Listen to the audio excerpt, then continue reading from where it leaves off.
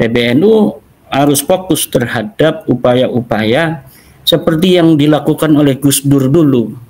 Jadi membangun kekuatan organisasi berbasiskan daripada warga Nahdliyin itu sendiri. Ketika warga Nahdliyin itu sangat percaya, ada trust terhadap PBNU, maka kemudian itu menjadikan PBNU dalam hal ini adalah tanfidiyah begitu kuat.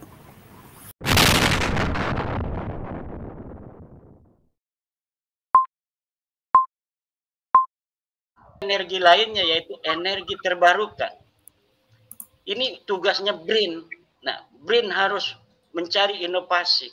Bagaimana kita dapat menciptakan energi-energi terbarukan dengan memberdayakan sumber daya yang ada di alam kita. Kita gunakan air kita untuk energi yang terus-menerus akan ada ila yaumil qiyamah, itu namanya air.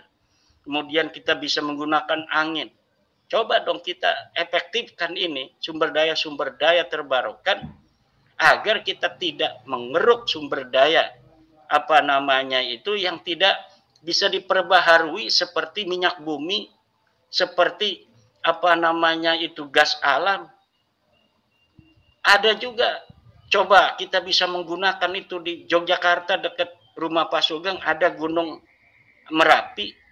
Bagaimana panas bumi Gunung Merapi kita jadikan sebagai sumber energi untuk masyarakat Jogja misalnya, satu provinsi ditambah dengan Jawa Tengah.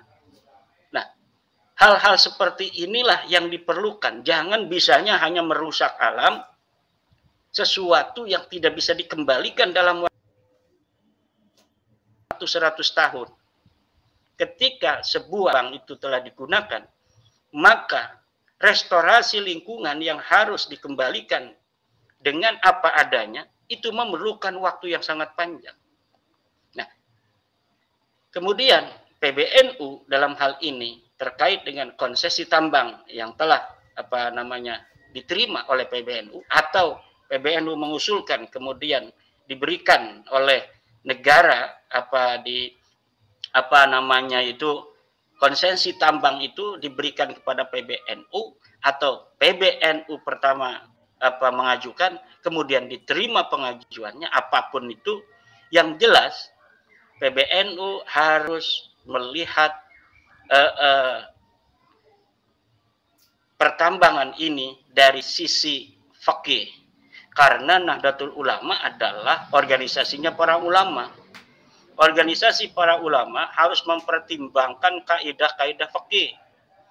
Kaidah-kaidah fikihnya sudah dikaji oleh Basul Masail dari Sumeneb, dari PCNU Sumeneb, bahwa pertambangan hukumnya haram dengan dalil-dalil yang tadi saya bacakan. Saya bacakan ulang hal yang penting itu. Wa in ta'addara dar'u wa tahsil wa in kanatil mafsadatu a'dhamma minal maslah daroknal mafsadah. Apabila tidak bisa kita melakukan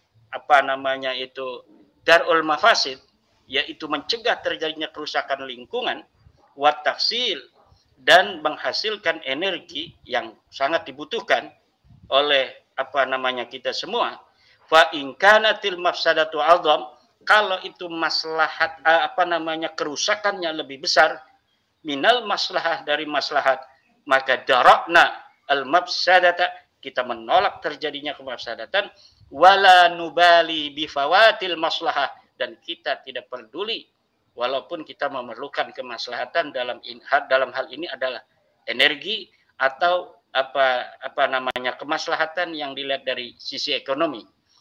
Nah, rasa keadilan juga harus dipertimbangkan di dalam setiap terjadinya sebuah konsesi pertambangan di sebuah lokasi. Keadilan antara kebutuhan manusia akan energi dengan hak-hak masyarakat yang harus dijaga. Apakah seimbang antara kemaslahatan pengusaha tambang dan negara dengan kerusakan yang terjadi di lingkungan sebuah masyarakat? Nah, ini yang harus menjadi pertimbangan, dan PBNU sebagai, sekali lagi saya ulangi, sebagai sebuah organisasi kemasyarakatan keagamaan yang berbasis ulama harus berjalan di dalam polemik tambang ini dalam rel-rel fikih, dalam rel-rel fuqaha, dalam rel-rel ulama. Mana kaidah fikihnya?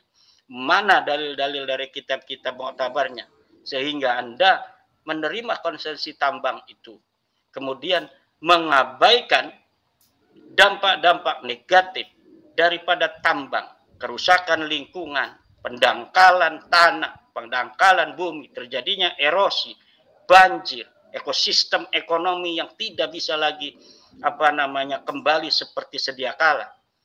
Sebuah kawasan yang di sana ada ekowisata, di sana sudah ada warung-warung kecil, di sana sudah ada wisatawan 30 ribuan.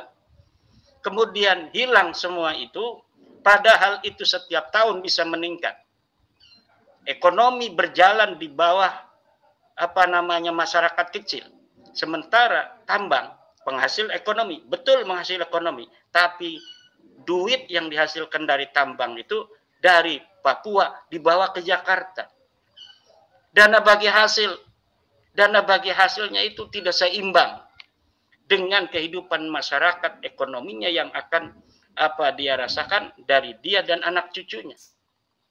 Sementara tambang yang dengan waktu terbatas 10-20 tahun kemudian selesai, tetapi dampak kerusakan yang akan dirasakan secara ekonomi, sosial, budaya, dan lingkungan dari masyarakat setempat itu akan berumur ratusan tahun. Dan ini yang harus dipikirkan.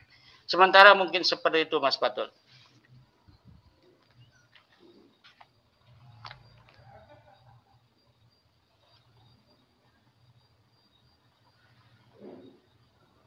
Suaranya nggak masuk, Mas. Baik, Kiai. Terima kasih.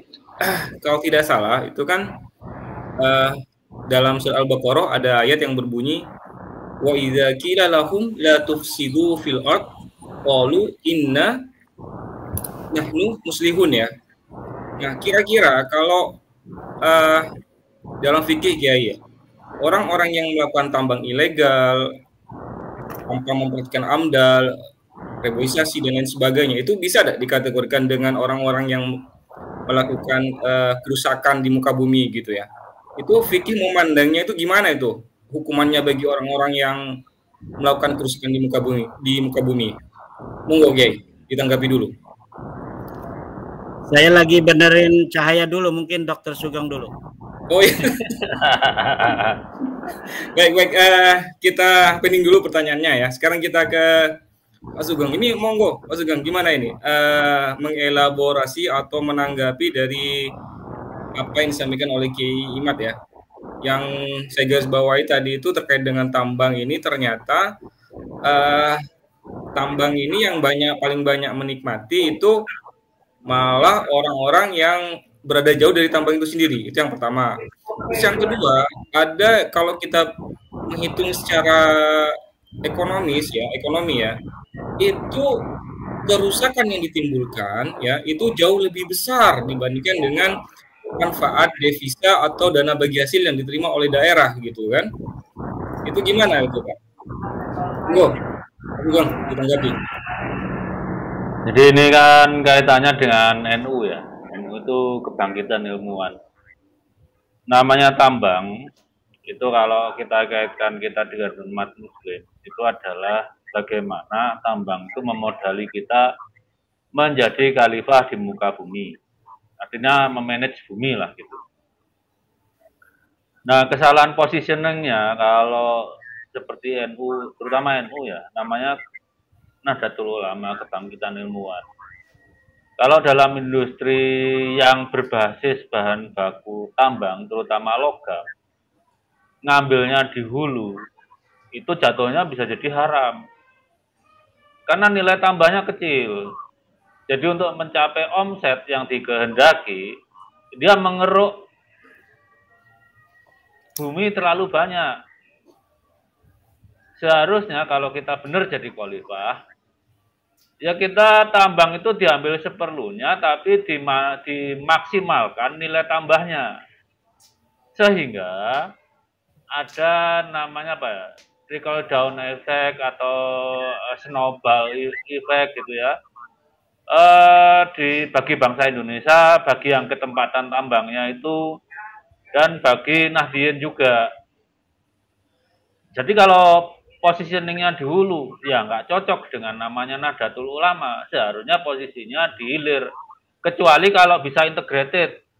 Artinya NU di tambangnya juga ada, punya pabrik smelternya juga ada, punya pabrik mobilnya juga ada, punya pabrik baterainya ada. Masalahnya kan nggak ada semua. Oh, sumber daya manusianya aja nggak ada, adanya seperti Fahru Rosi, gimana? Jadi seperti yang dikatakan Kiai Imad tadi, urusan tambang dari hulu ke hilir, kalau SDM-nya nggak punya, ujung-ujungnya akan merusak, bukan memberikan manfaat gitu. Itu, jadi PBNU generasi ini akan ada pertanyaan, apakah SDM-nya memadai? Soalnya kalau hanya muter di apa ya, di konsentrat saja kan, apalagi kalau sampai jual bahan mentah, wah itu laknat bener. Di konsentrat saja itu nilai tambah yang diraih NU itu nggak cukup untuk mengkompensasi ke apa ya, kerusakan lingkungan.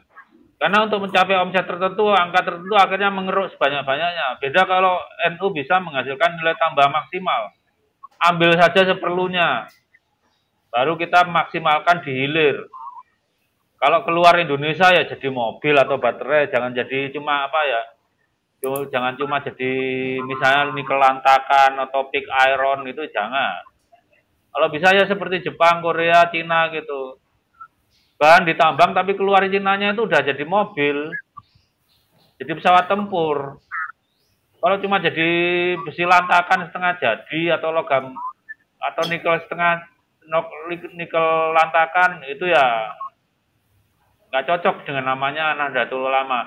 Apalagi kalau cuma bahan mentahnya, tanahnya diekspor, itu yang untung kan membeli. Karena selain nikel itu ada sampingannya, logam tanah jarang misalnya. Wah itu, wah haram seharam-haramnya untuk NU kalau cuma sampai ngeruk bahan apa, ngeruk tanahnya kemudian diekspor, nggak di. Intinya kalau buat NU, kalau kita nambang itu keluar Indonesia harus sudah produk jadi nilainya itu maksimal buat rakyat Indonesia, buat Nahdien, buat masyarakat yang ketempatan tambang. Juga ada keuntungan untuk merecovery lingkungannya. Dengan memaksimalkan keuntungan, kita tidak perlu mengeruk bahan mentah terlalu banyak. Kita ngambil yang sebutuhnya saja. Itu sih dari saya. Jadi dalam hal ini kalau NU masuk tambang, cuma biar kebagian duitnya, tidak menghasilkan keuntungan memadai yang bisa dibagikan ke bangsa Indonesia, ke Nahdien, ke yang wilayah yang ketempatan tambang. Ya menurut saya jatuhnya haram itu udah. Itu saya, tapi saya bukan ahli fikih, kayak Imad yang lebih tahu gitu. Ya, jadi memang benar Pak. Dulu itu kan yang saya takutkan gini Pak, di masa depan kita ini malah blunder gitu ya. Kalau ibaratnya kita ini hanya mengekspor hasil tambang itu dalam bentuk mentahan gitu kan, bukan dalam bentuk jadi. Kenapa? Karena kita juga harus belajar juga kan, dulu kan kita sebagai negara pengekspor minyak bumi kan. Ya. Minyaknya habis, kita nggak kaya-kaya. Karena kita jadi net importer sekarang kan. Nah, yang saya tahu kan seperti itu gitu kan. Nah, kita melakukan ekspor bahan mentahnya dari hasil tambangnya itu, suatu saat hasil tambangnya habis ya sudah. Dan kerusakan lingkungan yang diakibatkan oleh tambang itu akan ditanggung oleh anak cucu kita di masa yang akan datang. Baik, Kiai Imad, halo. Halo, saya nggak bisa buka kamera ini. Nggak apa-apa Kiai, udah suara penting. Yang penting suaranya lancar gitu ya. Jadi gini Kiai, tadi kan sudah disampaikan ya bahwa ada di dalam Al-Quran surah Al-Baqarah itu ada ayat yang berbunyi wa idza qila lahum la tufsidu fil ard qalu innama nahnu muslihun. Nah, kira-kira dari segi fikih gitu kan, ancaman apa bagi orang-orang yang melakukan tambang secara serampangan tanpa memperhatikan reboisasi atau penghijauan gitu ya? Apa itu kira-kira Kiai ancamannya kalau dari segi fikih Kiai untuk orang-orang yang melakukan kerusakan di muka bumi? Monggo Kiai. Ini Mas Fatul ini mancing-mancing ini. Jadi ini sebenarnya kalau sudah ifsad ya, ifsad itu hal yang sangat besar di dalam Al-Quran. Itu hukumannya bisa sampai dibunuh, disalib, bahkan sampai dipotong tangan dan kakinya kemudian dibuang. Nah, ini apa namanya itu hukum yang terdapat di dalam Al-Quran ya. Jadi tetapi yang paling penting itu saya kira bahwa masalah tambang ini menjadi sebuah pelajaran bagi kita, terutama juga bagi pengurus-pengurus PBNU, di mana di dalam bagaimana kita mencari apa namanya itu, mencari oli organisasi lah, katakanlah demikian, itu dengan cara-cara yang cerdas. Nah, jangan kemudian organisasi besar seperti Nahdlatul Ulama ini kemudian menjadi bahan ejekan bagi banyak komunitas. Ya, kita lihat saja bagaimana di dalam media sosial masyarakat membicarakan NU, terutama dalam kasus tambang.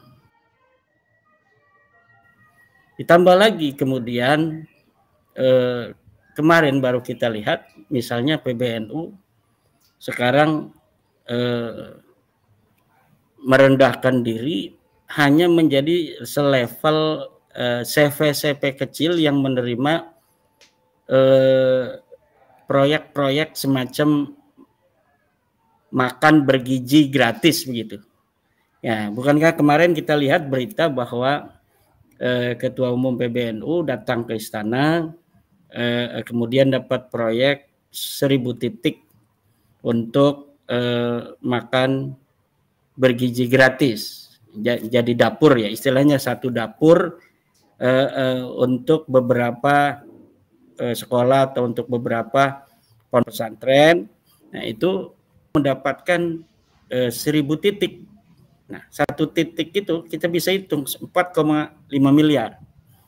4,5 miliar itu kali 1000 titik, itu 1000 titik itu berarti sekitar 4,5 triliun ya.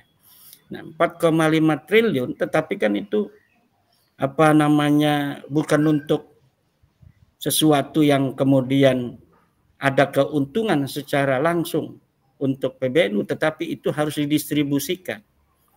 Nah, tetapi yang tidak dipikirkan oleh PBNU, ini resiko yang akan terjadi apabila program ini gagal atau ada kebocoran di tengah jalan. Tentu ini akan berisiko untuk para pengurus PBNU, terutama yang menandatangani perjanjian kerjasama. Nah, apakah sampai seperti itu sudah dipikirkan oleh PBNU? Nah, buktinya hari ini sepertinya ini orang-orang PBNU menjadi target-target. Entah siapa yang menarget saya tidak tahu, tetapi banyak beruntun dari kader-kader Nahdlatul Ulama satu persatu kena kasus hukum.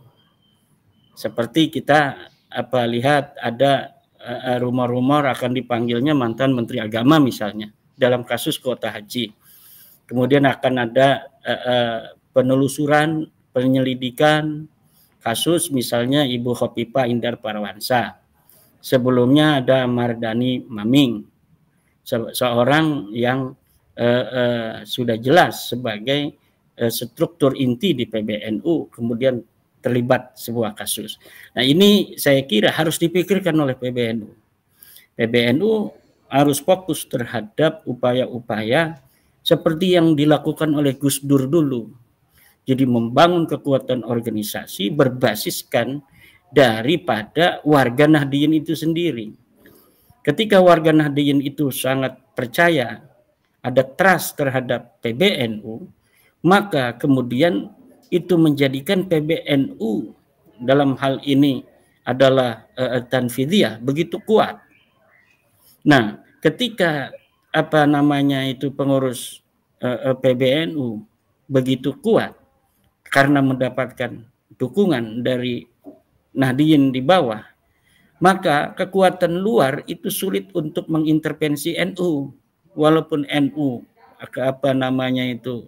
defisit misalnya di dalam ekonomi, keuangan dan lain sebagainya, ditutupnya keran-keran ekonomi ke PBNU dari negara, tetapi NU bisa berdiri tegak, bahkan sangat diperhitungkan oleh pemerintah. Nah, jangan kemudian membawa PBNU ini menjadi kecil hanya sebagai penerima proyek makan bergizi gratis. Ya, proyek makan bergizi gratis yang sebenarnya dulu ini levelnya harusnya kalau level-level Ansor sih yang enggak apa-apa. Memang mereka masih muda gitu kan. Ya, banyak Ansor ditawarkan misalnya di tingkat kabupaten, di tingkat provinsi oleh pemerintah untuk diajak kerjasama. Nah, itu sangat bagus untuk anak-anak muda kita belajar bagaimana dia bekerja, belajar bagaimana dia itu mengurus negara dan lain sebagainya. Tapi kalau untuk level PBNU saya kira ini membawa PBNU begitu kecil, hanya menjadi seperti CV yang menerima proyek-proyek dari pemerintah, hanya semacam misalnya makan bergizi gratis untuk di sekolah-sekolahan atau di pondok-pondok sana. Sebenarnya PBNU harus lebih cerdas sedikit dalam masalah relasi PBNU dan negara, terutama relasi PBNU dan pemerintah. Ini harus lebih cerdas dari seperti ini. Kita lihat berbagai macam kegiatan-kegiatan istana sekarang kan tidak melibatkan PBNU. Bahkan kegiatan-kegiatan keagamaan itu diisi oleh orang-orang yang bukan NU. Berbeda dengan kegiatan-kegiatan sebelumnya. Ya, pada kita tidak mempermasalahkan siapa yang mau untuk dipakai sebagai pengisi dalam acara di istana, tetapi biasanya kegiatan-kegiatan di istana itu melibatkan PBNU. Walaupun di situ ada Muhammadiyah, ada yang lainnya, tetapi PBNU dilibatkan. Nah, tapi hari ini kita lihat berbagai macam kegiatan keagamaan di istana itu sepi daripada Nahdlatul Ulama di sana. Rasa Nahdlatul Ulama itu tidak terasa. Itu walaupun Menteri Agamanya dari Nahdlatul Ulama, tetapi saya kira tidak mewakili secara basis-basis historis Nahdlatul Ulama dan basis pendidikan kepesantrenan di Nahdlatul Ulama. Jadi posisi Nahdlatul Ulama relasinya dengan pemerintah hari ini saya kira begitu lemah, ditambah dengan PKB yang tidak memperkuat posisi PBNU dalam level pemerintahan, dalam konteks bagaimana kemudian ajaran-ajaran Nahdliyin ini bisa mewarnai di negara kita sebagai sebuah kewajaran dan kepantasan di mana Nahdlatul Ulama itu merupakan mayoritas. Tetapi karena dalam hubungannya PBNU hari ini dengan PKB tidak begitu baik, kemudian terjadi hal-hal yang seperti itu karena tidak saling menguatkan. Karena Bapak Prabowo membutuhkan dukungan daripada PKB di parlemen, sementara PBNU mengatakan PKB bukan mewakili kepentingan politik atau tidak mewakili aspirasi politik daripada Nahdlatul Ulama. Semua partai politik bagi PBNU hari ini sama. Akhirnya ketika sudah dikatakan seperti itu, Prabowo atau pemerintah hari ini memandang bahwa Ya, kalau demikian tidak adanya sebuah diagram Venn antara PBNU dan PKB, ya harus ada dikotomi. Oh, ini kepentingan PKB, ini kepentingan PBNU, sehingga ya terpaksa harus dibagi-bagi, tidak kuat seperti dulu. Gimana kalau itu ada kepentingan yang berkaitan dengan PKB, PBNU, kemudian memperkuat, dan apabila itu terkait dengan PBNU, PKB memperkuat. Hari ini masing-masing berjalan. Ini sebuah kelemahan yang saya kira terjadi pada kepengurusan PBNU hari ini, dilihat dari kepentingan-kepentingan Nahdien relasinya dengan pemerintah hari ini. Demikian. Baik, terima kasih Kiai Imad. Sekarang ke Pak Sugeng ya. Ini saya juga ingin minta pendapat Pak Sugeng gitu ya. Kalau tidak salah Pak, tawaran konsesi tambang ini kan tidak hanya untuk ormas NU aja gitu ya. Ada ormas lain yang juga ditawarkan gitu ya, Pak Sugeng. Nah, saya ingin menginginkan pendapat Pak Sugeng. Bagaimana pandangan Pak Sugeng terkait dengan tawaran ini gitu ya? Apakah ini tawaran yang